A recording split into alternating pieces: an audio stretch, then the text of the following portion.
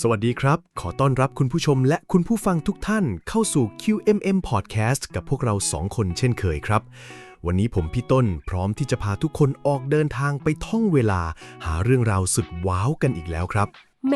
เปิดตัวมาแบบพลังล้นเหลือขนาดนี้วันนี้พี่ต้นมีเรื่องเด็ดอะไรมาเล่าให้มุกและแฟนๆชาว QMM ฟังกันคะเนี่ยก่อนที่เราจะเริ่มกันผมอยากให้มุกและผู้ฟังทุกท่านลองหลับตาลงสักแป๊บหนึ่งแล้วลองจินตนาการตามผมนะลองนึกถึงโลกที่ไม่มีเครื่องบินดูสิครับโลกที่ถ้ามุกอยากจะเดินทางจากกรุงเทพไปนิวยอร์กมุกต้องนั่งเรือข้ามมหาสมุทรเป็นเดือนๆท่ามกลางคลื่นลมแรงและอาการเมาเรือสุดทรมานโอ้โหพี่ต้นแค่คิดมุกก็เวียนหัวแล้วค่ะนั่งเรือเป็นเดือนๆนี้ยังไม่นับเรื่องพายุหรือว่าเรื่องอาหารการกินบนเรืออีกนะโชคดีมากเลยค่ะที่ยุคนี้เรามีเครื่องบินแวบเดียวไม่กี่10 ชั่วโมงก็ถึงแล้วค่ะใช่ไหมล่ะครับแต่เคยสงสัยไหมว่ากว่าที่เราจะมีนกเหล็กยักษ์บินว่อนอยู่บนฟ้าเต็มไปหมดแบบในปัจจุบันเนี่ยจุดเริ่มต้นมันมาจากไหนใครคือคนกลุ่มแรกที่กล้าท้าทายแรงโน้มถ่วงของโลกแล้วกระโดดขึ้นไปเดินเล่นบนก้อนเมฆได้สำเร็จอ๋อเรื่องนี้มุกรู้ค่ะพี่ต้นต้อง2 พี่น้องตระกูลไรท์แน่นอนใช่ไหมล่ะคะแต่เอาจริงๆนะมุกก็รู้แค่ชื่อพวกเขาเนี่ยแหละค่ะส่วนรายละเอียดลึกๆว่าเขาทำยังไงเจออะไรมาบ้างอันนี้มุกยังไม่เคยรู้แบบเจาะลึกเลยค่ะ เยี่ยมเลยครับเพราะฉะนั้นวันนี้ QMM Podcast ของเราจะพาทุกคนย้อนเวลากลับไปในช่วงต้นศตวรรษที่20ไปดูจุดเริ่มต้นของ Wright Flyer เครื่องบินลำแรกของโลกรับรองว่าเรื่องราวของพวกเขาเนี่ยมันไม่ได้โรยด้วยกลีบกุหลาบแต่มันเต็มไปด้วยความบ้าความฮาความพยายามและข้อคิดที่เอามาปรับใช้กับชีวิตเราได้ดีมากๆเลยครับแหมเกริ่นมาซะน่าตื่นเต้นเลยค่ะพี่ต้นแล้ว2 พี่น้องตระกูลไรท์เนี่ยเขาเป็นใครมาจากไหนคะเป็นศาสตราจารย์มหาวิทยาลัยหรือว่าเป็นนักวิทยาศาสตร์ชื่อดังที่มีทุนวิจัยหนาๆหรือเปล่าคะ เปล่าเลยมุกถ้ามุกรู้ความจริงแล้วมุกจะทึ่ง2 พี่น้องคู่นี้คนพี่ชื่อวิลเบอร์ไรท์และคนน้องชื่อออลวิลไรท์ครับพวกเขาไม่ได้จบมหาวิทยาลัยด้วยซ้ำครับและอาชีพหลักของพวกเขาในตอนนั้นคือเปิดร้านซ่อมและขายจักรยานอยู่ที่เมืองเดตันรัฐโอไฮโอครับฮะช่างซ่อมจักรยานเนี่ยนะคะพี่ต้นจากล้อจักรยานที่วิ่งอยู่บนดินเนี่ยนะจะกลายมาเป็นปีกที่บินอยู่บนฟ้าได้เหรอมันดูห่างไกลกันคนละโลกเลยนะนั่นดูเหมือนไกลใช่ไหมครับแต่นี่แหละคือข้อคิดข้อแรกเลยมุกนวัตกรรมที่เปลี่ยนโลกบางครั้งมันไม่ได้เกิดจากห้องแลบสุดหรูหราแต่มันเกิดจากโรงกราจเบื้องหลังร้านค้าเล็กๆและหัวใจที่ไม่ยอมแพ้ต่างหากครับแล้วรู้ไหมว่าจุดเริ่มต้นความฝันในการบินของพวกเขาคืออะไร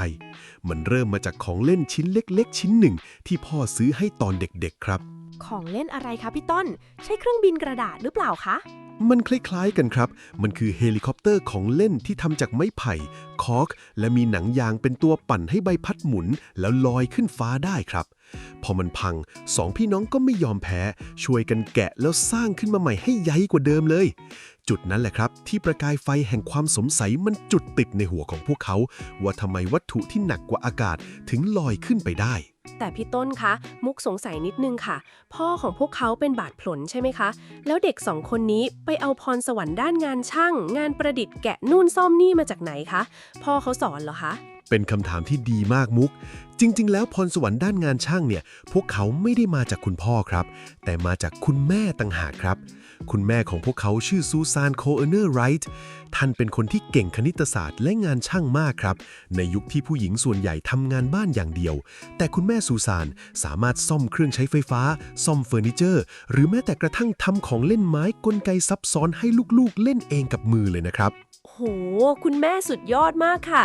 นี่มันคุณแม่ยอดประดิษฐ์ชัดๆเลยค่ะมุกว่าสิ่งแวดล้อมแบบนี้ล่ะค่ะที่หล่อหลอมให้วิลเบอร์กับออลวิลกลายเป็นคนไม่กลัวที่จะรื้อไม่กลัวที่จะสร้างสิ่งใหม่ๆเลยค่ะใช่เลยมุกคุณแม่ซูซานมักจะชวนลูกๆมาช่วยกันทำของเล่นในโรงกระดาษเสมอ2 พี่น้องก็เลยซึมซับทักษะการใช้เครื่องมือช่างมาตั้งแต่เดินยังไม่แข็งเลยด้วยซ้ำครับ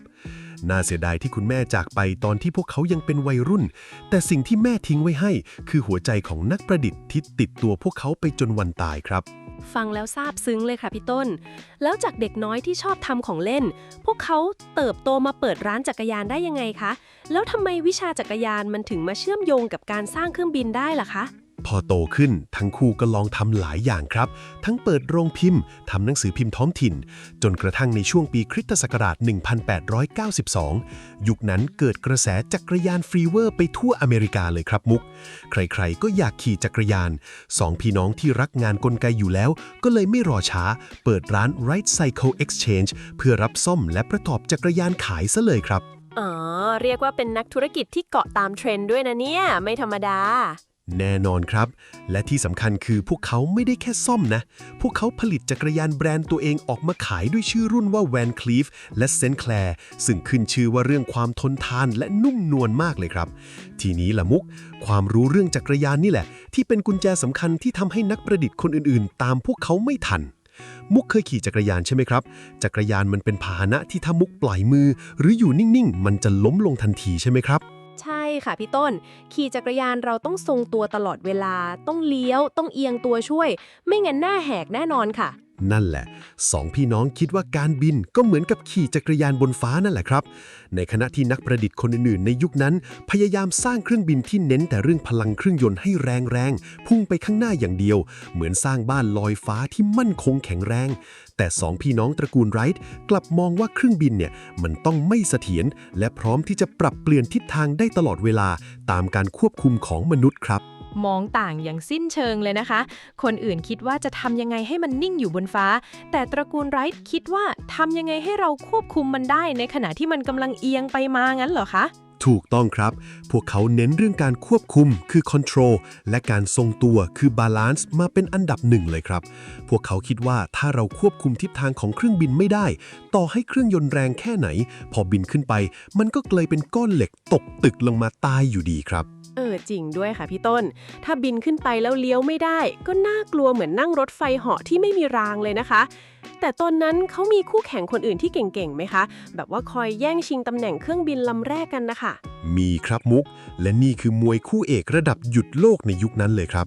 คู่แข่งคนสำคัญของพวกเขามีชื่อว่าแซมโมแลงลี่ครับโปรไฟล์ของแลงลี่นี่คือระดับมหาเทพเลยนะเป็นถึงเลขาธิการของสถาบันสมิธโซเนียนเป็นนักวิทยาศาสตร์ชื่อดังและที่สำคัญเขาได้รับเงินทุนสนับสนุนจากรัฐบาลอเมริกาและกระทรวงกลาโหมสูงถึง 50,000 ดอลลาร์สหรัฐครับโอ้โห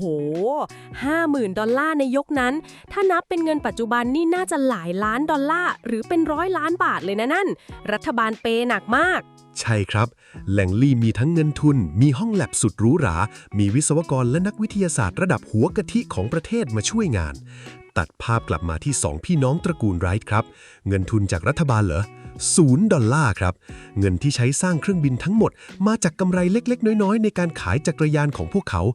รวมๆแล้วใช้ไปไม่ถึง$1,000ด้วยซ้ำครับมุกโอ้ยฟ้ากับเหวเลยค่ะพี่ต้นช่างซ่อมจักรยานตัวเล็กๆ2คนเงินเก็บก็มีแค่นิดเดียวจะไปสู้กับทีมงานระดับหน้าที่มีเงินถุงเงินถังได้ยังไงคะเนี่ยมุกแอบลุ้นแทนเลยค่ะเรื่องนี้สอนให้รู้ว่าเงินไม่ได้ซื้อความสำเร็จได้เสมอไปครับมุก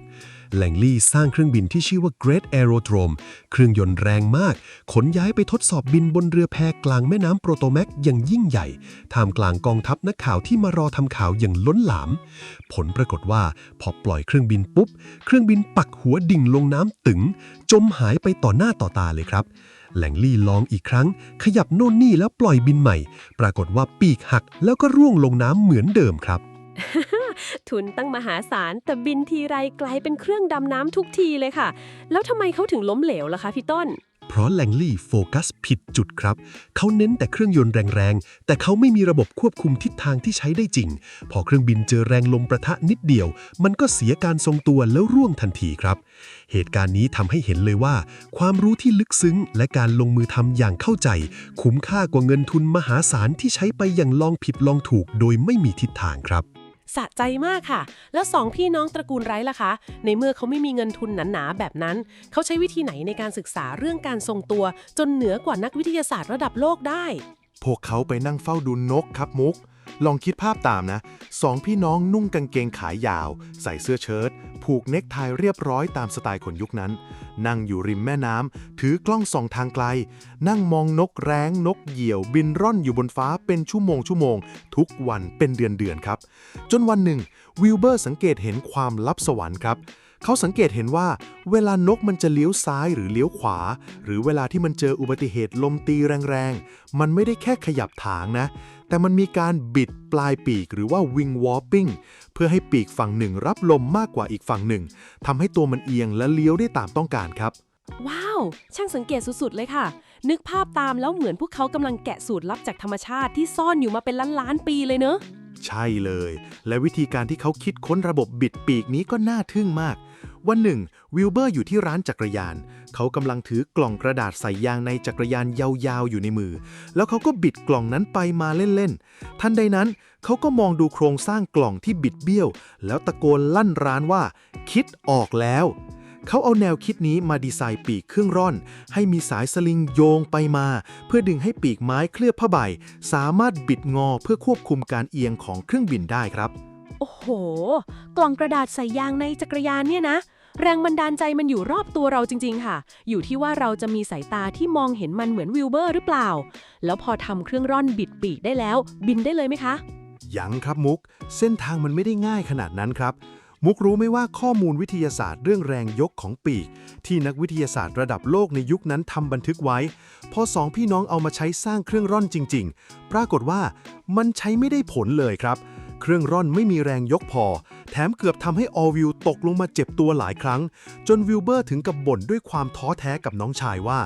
มนุษย์เราคงบินไม่ได้ไปอีก1,000 ปีแน่ๆ อ้าว โห ขนาดคนคิดบวกอย่างตระกูลไร้ยังท้อขนาดนี้ แปลว่าสถานการณ์ตอนนั้นคงแย่มากเลยนะคะ ข้อมูลของฝรั่งเศสของเยอรมันที่เชื่อถือกันมาตลอด กลับผิดหมดเลย แล้วพวกเขาทำยังไงต่อคะ ถอดใจไหม แต่นั่นไม่ใช่สำหรับตระกูลไรท์ครับ พวกเขาเสียใจอยู่แป๊บเดียว แต่หัวใจนักสู้มันค้ำคออยู่ ในเมื่อข้อมูลคนอื่นผิด พวกเขาก็บอกว่า งั้นพวกเราจะหาข้อมูลที่ถูกต้องด้วยตัวเองครับ มุกเชื่อไหมว่า พวกเขาจัดการสร้างอุโมงค์ลมขึ้นมาเองในร้านจักรยานนั่นแหละ ฮะ สร้างอุโมงค์ลมเองในร้านจักรยาน ยุคนั้นอุโมงค์ลมมันเป็นยังไงคะพี่ต้น มันไม่น่าจะมีเครื่องจักรไฮเทคอะไรเลยนะ ไฮเทคแบบบ้านๆครับมุก พวกเขาเอาแผ่นสังกะสีและไม้มาต่อกันเป็นกล่องเหลี่ยมๆยาวประมาณ6 ฟุต แล้วเอาพัดลมที่ขับเคลื่อนด้วยเครื่องยนต์ก๊าซโซลีนขนาดเล็กที่ใช้ในร้านมาเป่าลมเข้าไปแรงๆ จากนั้นพวกเขาก็เอาโมเดลปีกรูปทรงต่างๆ กว่า 200 แบบที่ตัดแต่งอย่างประณีตใส่เข้าไปด้านใน แล้วใช้ลวดเหล็กสปริงที่ดัดแปลงมาจากซี่ลวดจักรยานทำเป็นเครื่องวัดแรงยกและแรงต้านอย่างละเอียด พวกเขานั่งจดสถิติตัวเลขกันเป็นเดือนๆ จนได้ตารางแรงยกที่แม่นยำที่สุดในโลกในยุคนั้นครับ ขนลุกเลยค่ะพี่ต้น ความมุ่งมั่นของพวกเขาคือที่สุดจริงๆค่ะ นี่มันตรงกับคำสอนที่ว่าตนเป็นที่พึ่งแห่งตนชัดเลยนะคะ ถ้าทางข้างหน้าไม่มีใครสร้างไว้ เราก็สร้างมันขึ้นมาเองซะเลย ถูกต้องเลยมุก และหลังจากได้สูตรปีกที่สมบูรณ์แบบแล้ว พวกเขาต้องการสถานที่ทดสอบบินครับมุก สถานที่นั้นต้องมีลมแรงสม่ำเสมอ มีเนินเขาสูงให้ร่อนลงมา และต้องเป็นพื้นทรายนุ่มๆ เวลาตกจะได้ไม่ตาย พวกเขาเปิดแผนที่กรมอุตุนิยมวิทยาดู แล้วเลือกหมู่บ้านชาวประมงเล็กๆ ที่ห่างไกลความเจริญ ที่ชื่อว่าคิตตี้ฮอคในรัฐนอร์ทแคโรไลนาครับ ฟังดูโรแมนติกดีนะคะพี่ต้น เนินทรายกว้าง ลมทะเลพัดเย็นๆ นั่งเต็นท์ดูดาวริมหาด โอ้โห โรแมนติกบ้านระเบิดเลยมุก ความจริงคือมันคือนรกบนดินดีๆ นี่เองครับสองพี่น้องต้องเดินทางหอบหิ้วอุปกรณ์เครื่องร่อนพรุงพรัง นั่งรถไฟ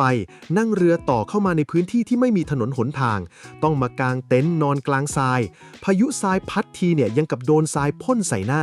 อาหารการกินก็ขาดแคลน ต้องกินแต่ถั่วกระป๋องและขนมปังแห้งๆ และที่พีคที่สุดที่ออวิลบันทึกไว้ในไดอารี่จนแทบคลั่งคือ กองทัพยุงครับมุก ยุงเหรอคะ ยุงทะเลมันจะดุขนาดไหนกันเชียวพี่ต้น โอ้โหไม่ใช่ยุงธรรมดาครับมุก มันคือยุงยักษ์กระหายเลือดที่มากันเป็นกองทัพนับล้านตัว ออวิลเขียนไว้เลยว่า ยุงที่คิตตี้ฮอคเนี่ยมันโหดร้ายมาก มันบินมารุมตอมจนมองไม่เห็นสีผ้าใบเครื่องบิน มันกัดทะลุเสื้อเชิ้ตหนาๆ ทะลุกางเกงยีนส์จนพวกเขาแทบไม่ได้นอนทั้งคืน ต้องจุดไฟรมควันจนตาแฉะไปหมด บางวันลมสงบ ยุงยิ่งรุมกัดจนวิลเบอร์บอกว่ายอมเจอพายุทรายดีกว่าเจอยุงพวกนี้ อุ้ยไม่ไหวค่ะ มุกคนหนึ่งละขอบาย ทั้งร้อนทั้งพายุทราย แถมต้องสู้กับกองทัพยุงกัดจนลายไปทั้งตัว เพื่อมาลองเครื่องร่อนบินได้แค่กี่วินาทีเนี่ยนะ ถ้าใจไม่รักจริงหรือไม่บ้าพอ ก็นอนอยู่บ้านซ่อมจักรยานตากพัดลมเย็นๆดีกว่าค่ะ แต่นี่แหละคือบทพิสูจน์ความหลงใหลของพวกเขาครับมุก Seriously พวกเขาอยู่ที่นั่นตั้งแต่ปี 1900 จนถึงปี 1003 ครับ ไปกลับทุกปีเพื่อทดสอบเครื่องร่อนตัวแล้วตัวเล่า ล้มเหลวก็ซ่อม ลมแรงปีกหักก็สร้างใหม่ ทนยุงกัด ทนหนาวสั่น ถ้าไม่มีความอดทนระดับอภิมหาขนาดนี้ โลกเราคงไม่มีวันได้เห็นเครื่องบินแน่นอนครับ เอาละค่ะ หลังจากผ่านศึกยุงยักษ์มาหลายปี มาถึงปี 1903 ปีที่พวกเขาจะใส่เครื่องยนต์และใบพัดเข้าไปในเครื่องร่อน เพื่อเปลี่ยนมันเป็นเครื่องบินจริงๆ แล้วเรื่องเครื่องยนต์ล่ะคะพี่ต้น ยุคนั้นเขาสั่งซื้อเครื่องยนต์มาจากไหนกันคะ พวกเขาเขียนจดหมายไปยังโรงงานผลิตเครื่องยนต์รถยนต์หลายสิบแห่งทั่วประเทศเลยครับมุก เพื่อขอให้ช่วยสร้างเครื่องยนต์ที่มีน้ำหนักเบาไม่เกิน 200 ปอนด์หรือประมาณ 90 กิโลกรัม แต่ต้องให้กำลังแรงม้าอย่างน้อย 8 แรงม้า ปรากฏว่าทุกโรงงานตอบกลับมาเหมือนกันหมดว่า พวกคุณบ้าหรือเปล่า ไม่มีทางทำเครื่องยนต์ให้เบาขนาดนั้นได้หรอก เทคโนโลยีตอนนี้มันทำไม่ได้ อีกแล้วเหรอคะคำว่าไม่เป็นไปได้นี่โผล่มาขัดขวางตระกูลไร้ในทุกช่วงชีวิตเลยนะคะ สังคมยุคนั้นดูไม่ค่อยให้กำลังใจคนคิดนอกกรอบเลยนะคะ ใช่ครับ แต่ตระกูลไร้เขามีไพ่ตายซ่อนอยู่ครับมุก ไพ่ตายใบนั้นชื่อว่าชาลีเทเลอร์ เขาเป็นช่างกลฝีมือฉกาจชะกันที่จ้างมาช่วยเฝ้าร้านจักรยานตอนสองพี่น้องไม่อยู่ พอบริษัทใหญ่ๆไม่ยอมทำใช่ไหมสองพี่น้องกับชาลีก็เลยบอกว่างั้นพวกเราหล่อเครื่องยนต์ขึ้นมาเองเลยก็แล้วกัน โอ้โห หล่อเครื่องยนต์เองเลยเหรอคะ ช่างร้านจักรยานเนี่ยนะ จะหล่อเครื่องยนต์เครื่องบิน ใช่ครับ และพวกเขาล้ำหน้ามาก เพราะพวกเขาเลือกใช้อลูมิเนียมหรืออลูมิเนียมมาหล่อเป็นบล็อกเครื่องยนต์ ซึ่งในยุคนั้นอลูมิเนียมเป็นของใหม่และแพงมาก แต่มันมีข้อดีคือเบาหวิวครับ ชาลีใช้เครื่องมือธรรมดาในร้านจักรยาน ค่อยๆกลึง ค่อยๆประกอบเครื่องยนต์4สูบขึ้นมา ด้วยเวลาเพียงแค่ 6 สัปดาห์ และผลลัพธ์ที่ได้มันเกินคาดมาก เครื่องยนต์หนักแค่ 180 ปอนด์ แต่ให้กำลังสูงถึง 12 แรงม้า แรงกว่าที่ตั้งเป้ไว้ซะอีก สุดยอด ชาลีเทลล่านี่คือนักประดิษฐ์แถวหน้าที่ซ่อนตัวในร้านจักรยานชัดเลยค่ะพี่ต้น แล้วเรื่องใบพัดล่ะคะ ใบพัดเครื่องบินยุคนั้นเขาทำกันยังไง เรื่องใบพัดนี่ก็เป็นอีกหนึ่งความอัจฉริยะครับมุก ตอนแรกตระกูลไรท์คิดว่าใบพัดเรือคงใช้ได้ แต่พอไปศึกษาจริงพบว่าลมกับน้ำมันต่างกัน พวกเขาเลยค้นพบสัจธรรมว่าใบพัดเครื่องบินแท้จริงแล้วมันก็คือปีกเครื่องบินที่กำลังหมุนอยู่นั่นเองครับ พวกเขาใช้ไม้สนมาเหลาด้วยมือ ให้มีส่วนโค้งเว้าเหมือนปีกเครื่องบินเป๊ะๆทำขึ้นมา2 ใบ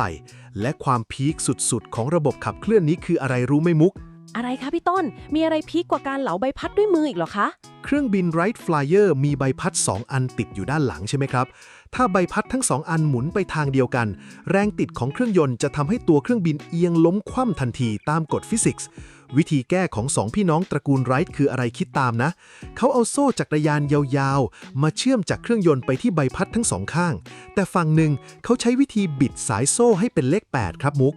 พอโซ่ไขว้กันเป็นเลข 8 มันเลยทำให้ใบพัดฝั่งนั้นหมุนสวนทางกับอีกฝั่งหนึ่งโดยอัตโนมัติ แรงติดก็เลยหักล้างกันพอดี เครื่องบินทรงตัวได้นิ่งสนิทครับ โอ้ my god คิดได้ยังไงเนี่ย บิดโซ่จักรยานเป็นเลข 8 เพื่อแก้ปัญหาแรงติดเครื่องบินระดับโลก นี่มันคือการเอา DNA ของช่างจักรยานมาใช้อย่างแท้จริงเลยค่ะพี่ต้น มุกทึ่งมากจนอยากจะกราบหัวใจพวกเขากับชาลีเลยค่ะ เอาละครับ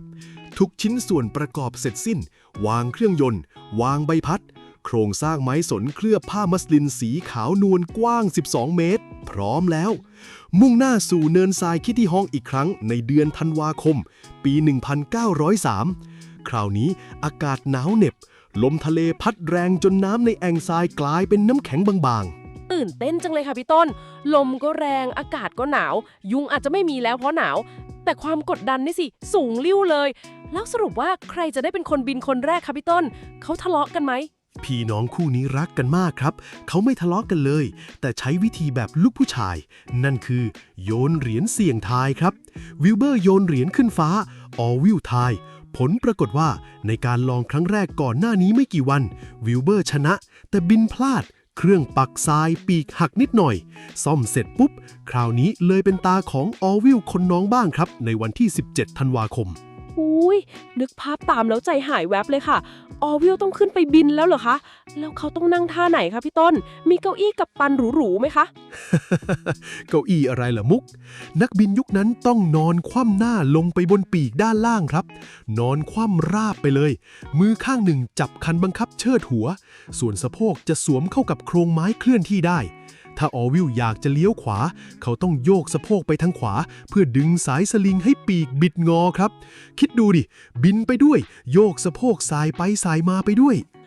ถ้าบินล้ำมากค่ะพี่ต้นนึกภาพกัปตันเครื่องบินในปัจจุบันถ้านอนคว่ำแล้วสายก้นเลี้ยวเครื่องบินคงตลกน่าดูเลยนะคะเนี่ยแต่ตอนนั้นคงขำไม่ออกแน่ๆ เวลา 10 โมง 35 นาที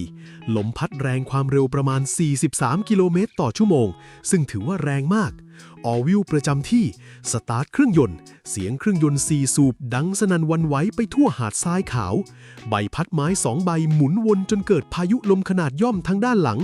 ออวิลปลดล็อกสลักยึด เครื่องบินเริ่มเคลื่อนตัวไปตามรางไม้ที่วางไว้บนพื้นทรายอย่างช้าๆ วิลเบอร์ออกวิ่งตามไปติดๆ มือขวาคอยประคองปลายปีกเครื่องบินไว้ไม่ให้แตกพื้นทราย ลุ้นมากค่ะพี่ต้นวิ่งไปตามรางแล้วยังไงต่อคะลอยไหม เครื่องบินเคลื่อนที่ไปได้ระยะหนึ่ง ลมทะเลพัดเข้าปะทะใต้ปีกอย่างจัง เกิดแรงยกมหาศาล และแล้วในวินาทีนั้นเอง ตัวเครื่องไรฟ์ไฟเออร์ก็ลอยพ้นจากรางไม้สู่ห้วงอากาศครับมุก วิลเบอร์ปล่อยมือที่ประคองปีก เขายืนมองดูเครื่องบินลอยเด่นอยู่บนพื้นทรายด้วยตาของตัวเอง กรี๊ดลอยแล้วบินสำเร็จแล้วใช่ไหมคะพี่ต้นบินได้นานแค่ไหนคะข้ามมหาสมุทรเลยไหม ใจเย็นๆมุก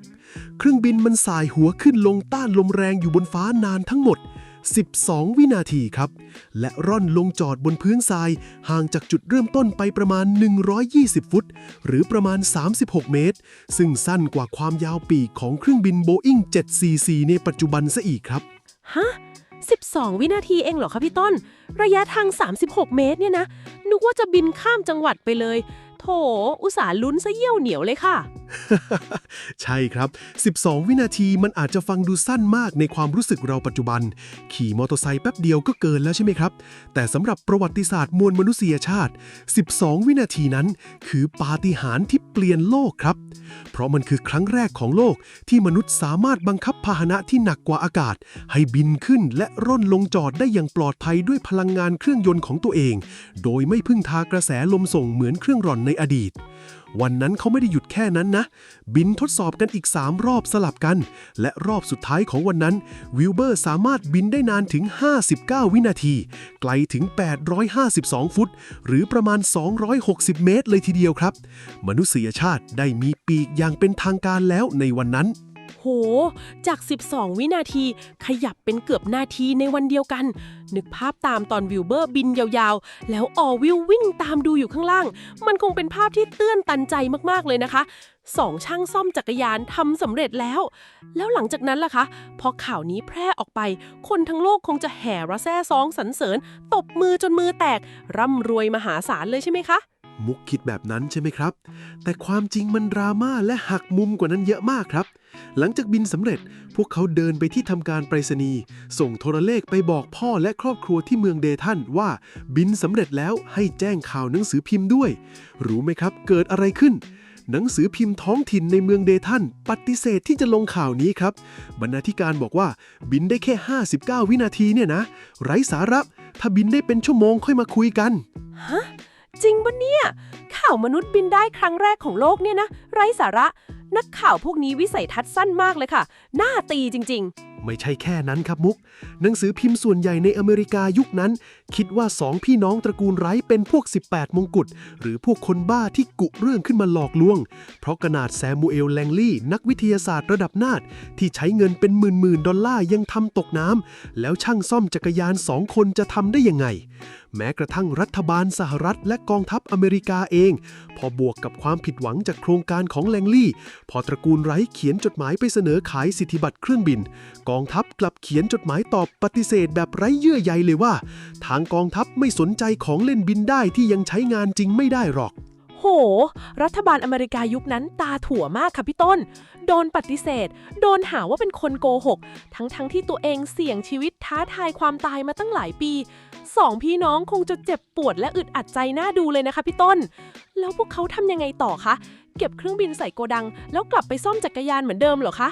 ไม่มีทางครับ พวกเขาเลือกที่จะเงียบและพัฒนาต่ออย่างลับๆ จนกระทั่งเครื่องบินเวอร์ชั่นใหม่ Wright Flyer 3 สามารถบินวนเป็นรูปเลข 8 และบินอยู่บนฟ้าได้นานกว่า 30 นาทีต่อกันเลยทีเดียวครับ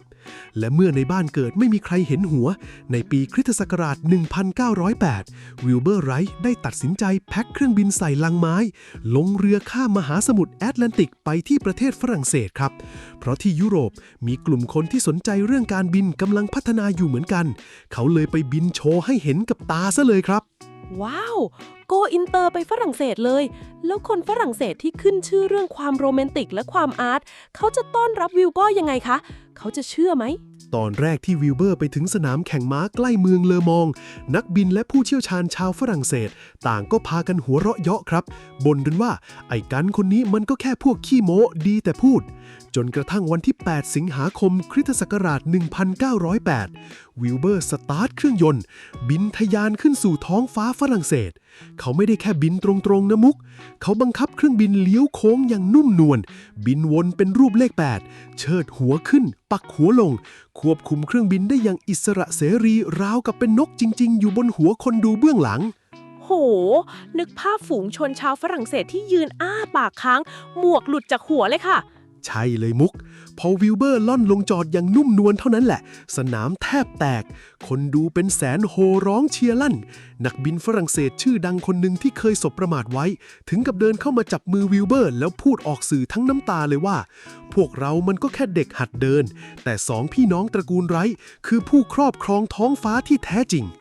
ข่าวนี้ดังระเบิดไปทั่วโลกรัฐบาลฝรั่งเศสรัฐบาลอังกฤษรัฐบาลอิตาลีต่างรุมล้อมขอซื้อเครื่องบินของพวกเขายอดสั่งซื้อถล่มทลายจนรัฐบาลอเมริกาต้องรีบวิ่งโรกกลับมาง้อขอเซ็นสัญญาซื้อเครื่องบินไปใช้ในกองทัพแทบไม่ทันเลยครับสะใจมากค่ะพี่ต้นสมน้ำหน้ารัฐบาลอเมริกาตอนแรกจริงๆที่ตอนแรกทำเป็นไม่สนใจพอเขาดังระดับโลกปุ๊บรีบวิ่งมาง้อชนะแต่ฟังเรื่องราวทั้งหมดแล้วมุกรู้สึกตื้นตันและนับถือพวกเขาทั้งคู่รวมถึงทีมงานอย่างชาลีและคุณแม่ซูซานจริงๆค่ะจากจุดเริ่มต้นเล็กๆในร้านซ่อมจักรยานสู่การเปลี่ยนโฉมหน้าประวัติศาสตร์โลกไปตลอดกาลใช่ครับมุกเรื่องราวของสองพี่น้องตระกูลไรท์เนี่ยถ้าเรามองลึกลงไปมันไม่ได้มีแค่เรื่องวิทยาศาสตร์หรือเครื่องกลนะแต่มันให้ข้อคิดในการดำเนินชีวิตที่ทรงพลังกับเรามากๆถึง3ข้อด้วยกันครับมีข้อคิดอะไรบ้างคะพี่ต้นเพื่อมุกและผู้ฟังชาว Q&M จะได้จดและเอาไปปรับใช้กับชีวิตตัวเองบ้างค่ะข้อแรกเลยคืออย่าให้ข้อจำกัดหรือคำพูดของคนอื่นมาเป็นตัวกำหนดความสามารถของเรามุกคิดดูนะถ้าตระกูลไรท์เชื่อโรงงานผลิตเครื่องยนต์ที่บอกว่าทำเครื่องยนต์เบาไม่เป็นไปไม่ได้หรือเชื่อหนังสือพิมพ์ที่บอกว่าพวกคุณมันคนโกหกไร้สาระแล้วพวกเขาถอดใจล้มเลิกไปโลกเราก็คงไม่มีเครื่องบินในวันนั้นเพราะฉะนั้นถ้าเรามีความฝันและเราศึกษามาดีแล้วจงเชื่อมั่นในสิ่งที่เราทำอย่าปล่อยให้เสียงนกเสียงกามาทำให้เราหยุดเดินครับโดนใจมากค่ะพี่ต้น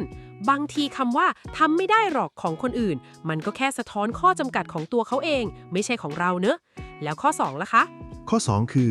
เงินทุนมหาศาลไม่สำคัญเท่ากับกระบวนการคิดและวิธีการทำงานที่ถูกต้องเหมือนคู่ปรับของเขาแซมโมแลงลีย์ที่มีเงินทุนจากรัฐบาลเป็นหมื่นๆดอลลาร์แต่โฟกัสผิดจุดเน้นแต่ความแรงไม่เน้นการควบคุมสุดท้ายก็ล้มเหลวในขณะที่ตระกูลไรท์ใช้เงินเก็บตัวเองสร้างอุโมงค์ลมค่อยๆเก็บสถิติค่อยๆแก้ปัญหาไปทีละจุดจนเจอตอและแก้ได้จริงเพราะฉะนั้นในการทำงานหรือทำธุรกิจอย่าเพิ่งอ้างว่าเราไม่มีเงินทุนถ้าเรายังไม่ได้ใส่ความคิดสร้างสรรค์และการลงมือทำอย่างจริงจังลงไปครับจริงค่ะปัญหามีไว้ให้แก้ด้วยปัญญาไม่ใช่แก้ด้วยเงินอย่างเดียวเนอะแล้วข้อ3ล่ะคะพี่ต้นข้อสุดท้ายคือความสำเร็จที่ยิ่งใหญ่ไม่ได้เกิดจากความสมบูรณ์แบบในครั้งแรกแต่มันเกิดจากการไม่ยอมแพ้และการพัฒนาอย่างต่อเนื่องจาก12วินาทีที่คิตตี้ฮอคที่ดูเหมือนสั้นและไร้ค่าในสายตาคนอื่นแต่พวกเขากลับมองเห็นอนาคตและพัฒนาต่อจนบินได้เป็นครึ่งชั่วโมง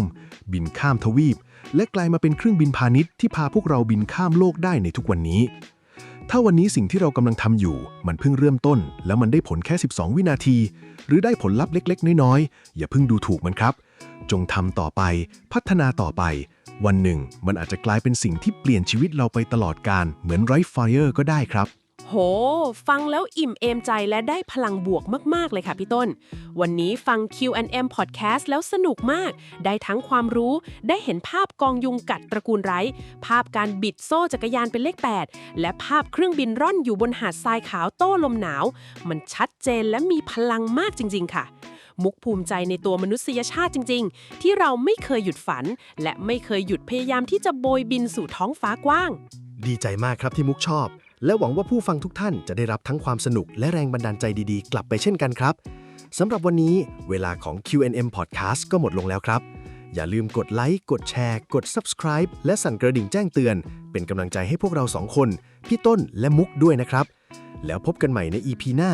มาดูกันว่าเราจะพาทุกคนย้อนเวลาไปเจาะลึกเรื่องราวว้าวๆและข้อคิดดีๆอะไรอีก สวัสดีค่ะทุกคน นอนหลับฝันดี และบินไปให้ถึงฝันนะคะ บ๊ายบายค่ะ สวัสดีครับทุกคนรักษาสุขภาพด้วยครับ